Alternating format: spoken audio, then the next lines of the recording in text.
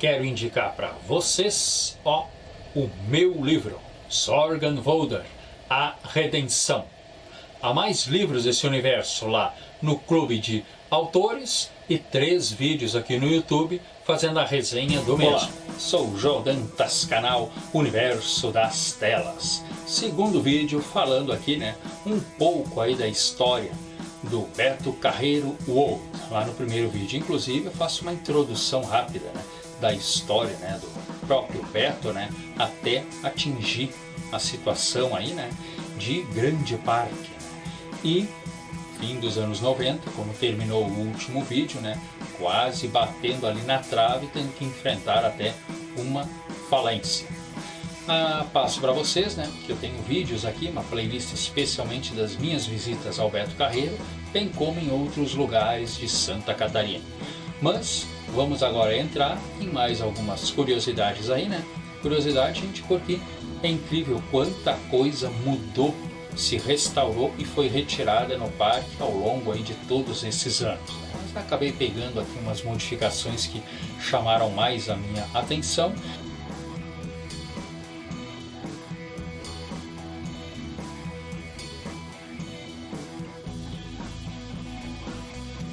Em 1997, começamos, é claro, com uma retirada do próprio circo, do Beto Carreiro, que estava nele desde a inauguração do parque em 1991.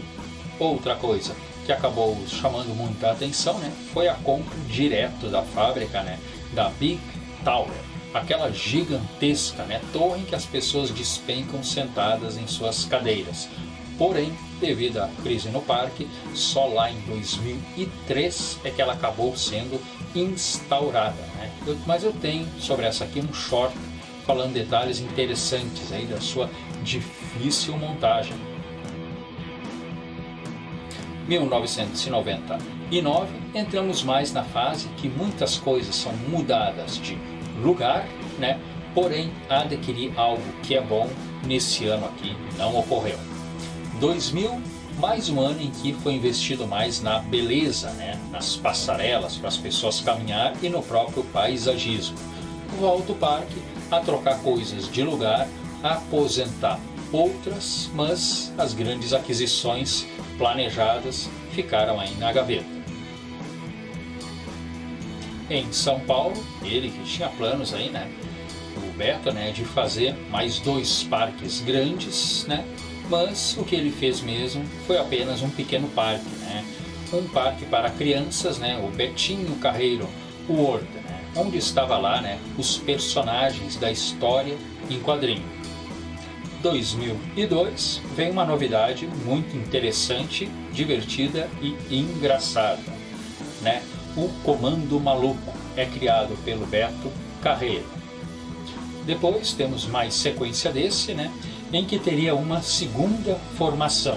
Entraria aqui o famoso Bananinha, o Dedé Santana, ex-Trapalhão, e cuja família aí já era grande amiga do Beto Carreiro de longa data, Ele faria um general, o Faxinildo, que faz hoje, se não me engano, o programa lá do Ratinho, principalmente, o DNA.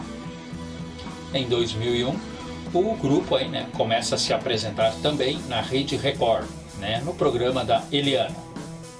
2002, o Comando Maluco começaria a se apresentar na Praça é Nossa. Logo fechariam um contrato com eles, em que eles não se apresentariam, em outras emissoras, e parece que nem seriam mais, contratados direto do Beto Carreiro. Apesar que nos circos do Beto Carreiro, que ele ainda tinha circos aí se apresentando Brasil afora, o Comando Maluco iria se apresentar, E inclusive foi nessa fase aqui, que ele acabou chamando aí o seu amigo Dedé Santana. Mas em 2008, conforme a revelação aí, depoimento do humorista Bananinha, que estava lá, estavam fazendo um desfile em uma cidade, para se apresentar depois do circo, e Beto Carreiro simplesmente desce, do seu cavalo branco Faísca, entra dentro de um carro e vai direto para o hospital, Segue o desfile, porque a princípio podia ser qualquer coisa, né? Aliás, naquele momento ali parece que eles nem sabiam que ele tinha ido a um hospital, até que de noite no hotel, né, Dedé Santana ganha uma ligação aí dizendo que o Beto Carreiro não havia suportado, né, a cirurgia e faleceu. Inclusive ali, né, logo chegaria a informação que em 2007 ele tinha colocado uma ponte de safena. Claro que proibiram ele de fazer várias coisas. Uma delas foi andar a cavalo, né, para evitar que ocorresse o rompimento, né? Ele só poderia andar a cavalo ali por 2009 e 2010, mas pelo jeito não obedeceu e infelizmente, né, esse menino sonhador que acreditou praticamente sozinho aí no seu sonho, criou aí, né, um gigantesco parque temático, o segundo maior da América, só perdendo para o seu concorrente, né, Oppenheimer, que fica lá no Canadá, né, mas o primeiro aí da América do Sul. Foi uma tristeza muito grande. O filho dele, Alex, que a princípio nunca tinha se aproximado muito ali do parque, já disse logo, né, que assumiria o lugar do comando do pai. Pai que inclusive disse para ele, né, quando eu me for, apenas dê sequência no meu legado. E apesar dos pesares, né, o Alex começou a surpreender, né? Parece que ele começou a ter ótimas ideias e ouvindo muitos conselhos. Porém, uma das situações aí que não se esperava, né, que aos poucos ele iria encerrando com coisas icônicas, né? O Comando Maluco, por exemplo, não se apresentaria mais junto aí à empresa do Beto Carreiro. Inclusive os próprios circos do Beto Carreiro foram sendo retirados aí, né, de atividade aí com o decorrer aí dos meses. Mas Comando Maluco permaneceria no SBT, né? Parcialmente, alguns ainda sairiam do grupo, né? Mas até 2017 eles ainda estariam lá, né? Inclusive depois do falecimento do Beto, eles passariam a se chamar Tropa Maluca. Em 2001, o Beto Carreiro, né, sentindo o peso aí da crise, acaba cedendo a administração do parque, né, para um grupo aí profissional, e ele ficaria liderando, né, a sua empresa, né, de promoções, JB World Entertainment. É claro que 2001 fecharia 10 anos, né, mas a grande festa acabou sendo cancelada, né? Tudo a ideia agora era deixar o parque, né, sair do vermelho. Inclusive muitos projetos, né, que o Beto Carreiro já havia até planejado, né, alguns grandes, né, como aquelas danças daquelas orcas dentro das piscinas, né. Ele queria fazer também, né, aqueles campeonatos, né, de cowboys montando touros e cavalos, dentre outros que infelizmente, né, foram caindo na gaveta e devem estar em alguma até hoje, incluindo ainda, né, um hotel com cerca de 200 quartos para estrangeiros, né. E, inclusive ele chegou a ter a ideia, né, de fazer um metrô que buscaria do parque lá no aeroporto eles e traria. E como eu já citei no outro vídeo, né, dizem que esse metrô ficou inclusive, né, exposto, né, no segundo piso lá da grande entrada, né, até 2006, quando ele foi retirado de vez. Inclusive eles tinham planos, né, para fazer até 12, 15 suítes de luxo, né. Apenas 2 foram feitas, parece que também estão no segundo piso ali da entrada. Alguns comentam que algumas pessoas famosas chegaram a passar a noite ali. Outros dizem que elas estão para ser inauguradas, né, até hoje. Porém, alguns sonhos, né, ficaram alguns pedacinhos, como esse metrô que ficou até 2006 que eu citei aí, né. Ele também estava planejando, né, fazer um safari, né, colocaria de fato animais soltos e as pessoas subiriam em um caminhão pintado, né, de zebra e passeariam pelo parque.